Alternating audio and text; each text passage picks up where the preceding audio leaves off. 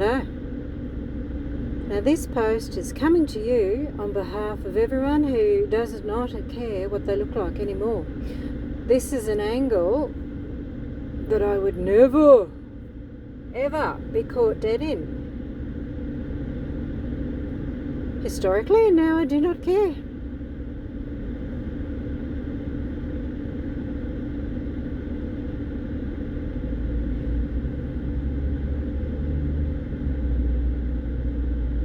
I'm leaving work a little bit early. I stuck it out like a brave martyr for longer than I wanted to because I'm feeling like death warmed up, and I had a blood test and I'm sure it's nothing, just the usual. I did have bariatric surgery, so I had a gastric bypass, and I'm often very low in B12 and vitamin D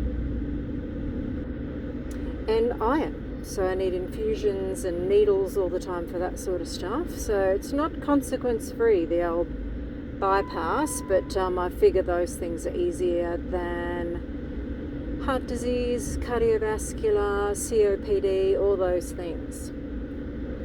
And today it's October, and that means it's Breast Cancer Awareness Month. The whole country goes ape about breast cancer awareness, and that was the month that I sort of got my breast cancer cut out. And so therefore every year, this time of year, I have to have mammograms and screens. So that's what I booked today. Booked myself into breast screen.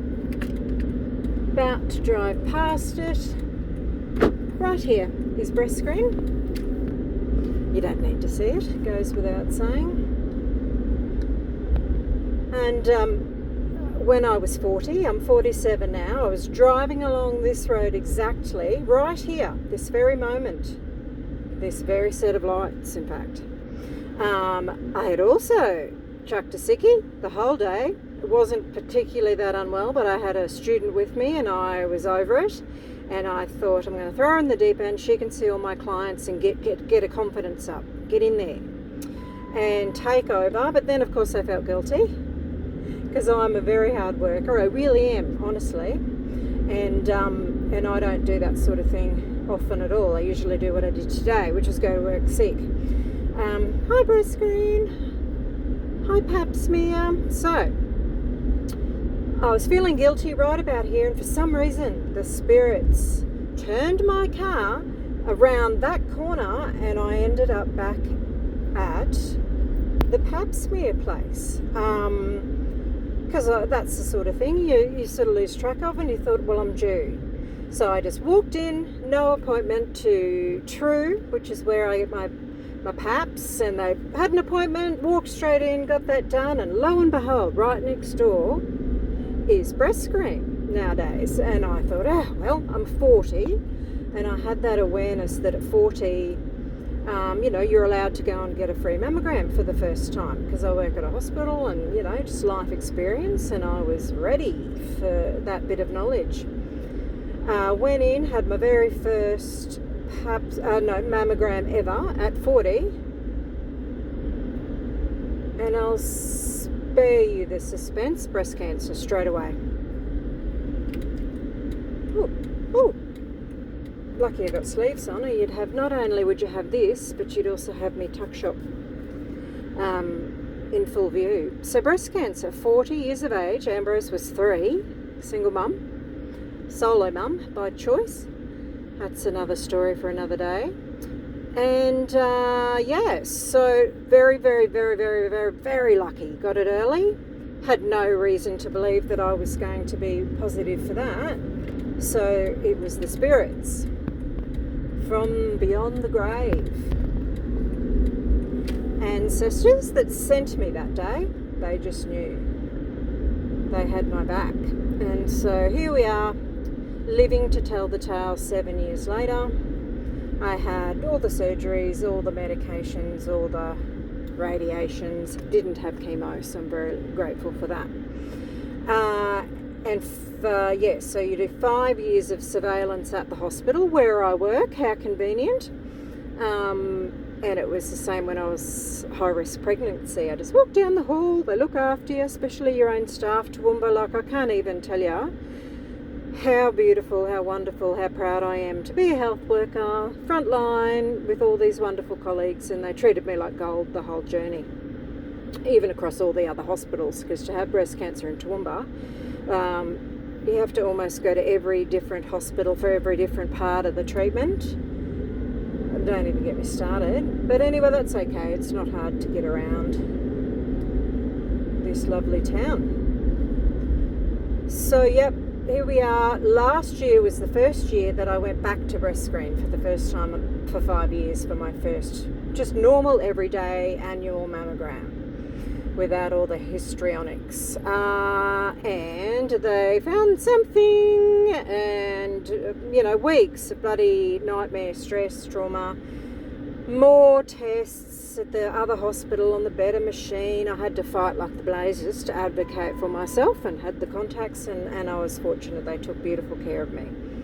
And so they kind of decided by Christmas time that it's nothing to worry about, off you go. So that felt like it was yesterday, but here we are, October, November again, in time for my normal screen. So I'm not having a whinge at all. This is a uplifting story, but public service announcement, y'all. If you're 40, just go. Why not? Just go to breast screen. Wander in. I didn't even have an appointment. It's too easy. Don't worry about if you don't feel a lump or anything. Don't worry about that at all. You can't feel nothing. You cannot rely on that sort of warning system. Just go from 40. I'm telling you. Saved my life. And Ambrose was an absolute miracle child, and the whole journey to get him. So I'm not going anywhere. Not that any of us have a choice. This whole, everyone approaches it differently, right? So it's Breast Cancer Month, there's advertising everywhere, information, education, you name it. Look into it. I don't care if you're a bloke, look into it and get it done. Save your life or save somebody you love.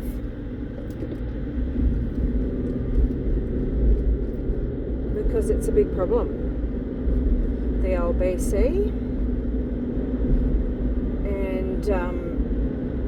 As much as I consider myself unbelievably blessed and lucky in my journey, it has frayed me around the edges. 5 years of estrogen blocking hormones. Basically, the minute I got off them, I went sort of straight into perimenopause, as I keep whinging about, but it's all right. I'm here, I'm kicking, I'm driving into the school to get my prints, and this is a good news story.